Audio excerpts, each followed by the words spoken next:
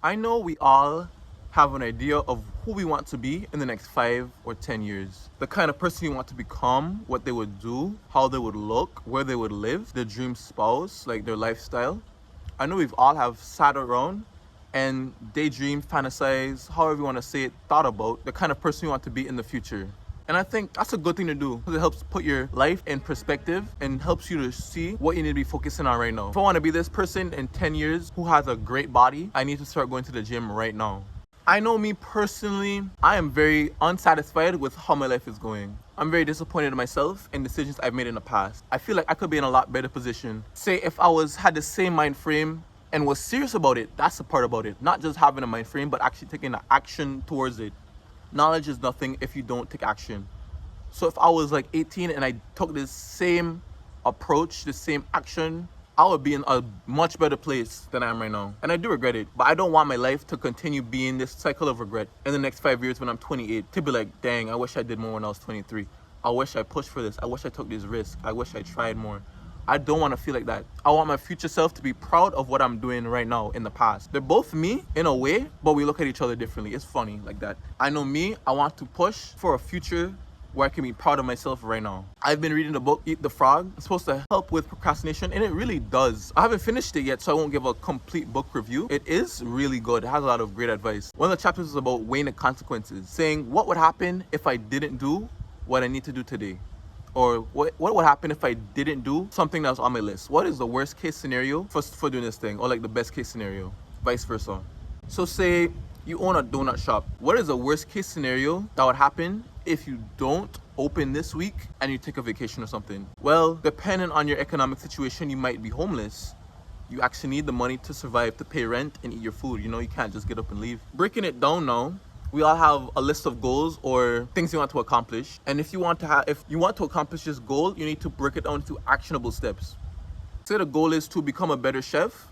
You need to say, buy a cookbook, practice recipes from the cookbook, look up YouTube videos to learn recipes, practice. Those could be like the step, learn and practice. Actually, with the same line of thinking that we're thinking right now about consequences, what would be the biggest consequence if you don't learn how to cook? Like you didn't look a video, you just put things in a pot and started doing it. Most likely you would make something that tastes horrible because you have no previous experience. If you don't actually practice in the same way, like you just watch a bunch of videos but you don't actually do it, you won't actually have the experience to actually make a meal. Life is funny in that way. The best teacher is experience. Learning how to do it, reading books is great and you should read books, but the best way to actually learn something is to get in the field and do it. The best way to practice public speaking like I am right now is to actually get into an environment where I can speak publicly, or at least to a camera, to an audience.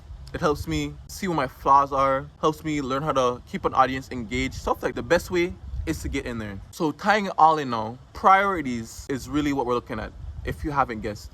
You have to prioritize the things that will push you along to be the person that you want to be in 5, 10 years, 15 years, 3 years, 2 years, next month. You have to look at your list of goals. Hopefully you do have it, because if you don't have a list of goals, you're making a big mistake. You're not gonna get to where you want to be unless you physically write it down. Even type it out, but for me, I like to write things down. It makes it feels different. It feels more powerful. I don't know if that's the word I want to use, but I'm gonna use the word. I don't care. It's America. I'm not in America, actually. I don't care. It's a free country. I'm gonna use whatever word I want to use. It feels more powerful to actually write it down and then come back and look at what I wrote down. And there's this TikTok I'm gonna put on screen now that really encapsulates what I'm talking about in this video right now. So, you think I wanted to go to the gym today? No, I did not fucking feel like it. 50% of the time, I don't feel like doing anything, but I don't rely on my feelings of motivation to do things because that's a feeling and it comes and goes. I rely on who I want to be on this day, in this lifetime. What would she do? Would she snooze the alarm? I don't think so. Would I snooze the alarm? Yeah.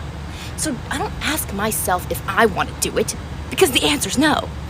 I ask myself if my future self wants me to do it, and then I do it for her. Because if I listen to me, all I'm gonna do is recreate the same reality that I'm already in. Do you see what happens? If I make decisions from this place, I just continue to recreate this moment. So from this place where I am right now, I have to ask that person over there, what are we doing today, bitch? What are we doing? And she's like, you're going. And I'm like, okay. And then I start to move this way towards my desired reality. So yeah, as you can see what she was saying, you have to decide based on what you want to be in the future, what you do today, even if you don't feel like doing it today. One of the secrets to life is really delaying gratification. Because like all things in life, gratification compounds. If you get the quick buck right now, it'll feel good, but in the future, you'll feel a lot emptier. It'll feel good now to get the quick gratification instead of studying or doing a course. You're on Netflix. It feels good now. You're having a great time now, but in the future, when it's time for promotions or you're trying to switch jobs and you realize you're not qualified, it hurts then. It hurts a lot and the time's gone. So you have to prioritize based on what you want for yourself in the future, who you want to be. As she said, she might not feel like going to the gym right now, but in the future her has a great body and they go to the gym. So because I want my future to reflect how it is in my head, I have to make the decisions that are hard right now. Sometimes you have to do the hard thing, even when you don't want to. And it does suck. It's a part of life. I keep on saying it does suck, but I don't want you to look at it as a burden. I want you to actually enjoy investing into the future. Like the Bible said, referencing the Bible again, flashback to my last video, the sorrow that you have right now cannot compare to the joy that's coming. The pain that you have right now or the discomfort that you have right now while you're doing this thing cannot compare to how you'll feel when you actually accomplish your goal, when you actually have the body that you want.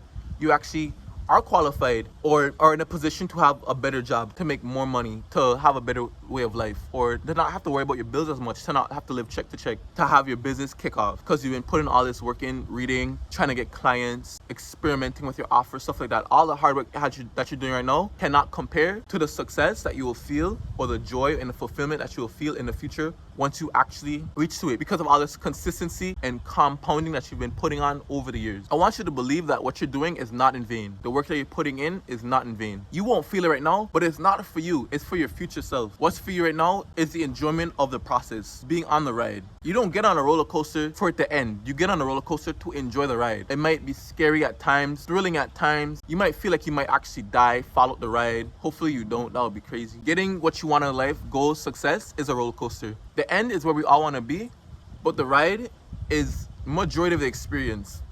As I said, the twists, the turns, feeling like you might die, feeling all excited, feeling thrilled.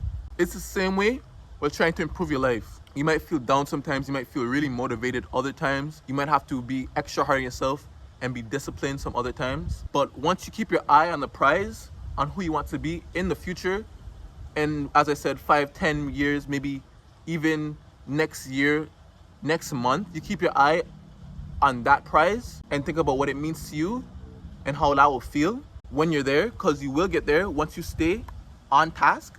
Once you think about that and keep your eye on that, keeping your eye on that will help you stay on the path to where you want to go. We're doing this for our future selves. We can change incrementally, compounding on our hard work to change our life into a direction that we want it to go. So yeah, peace, love.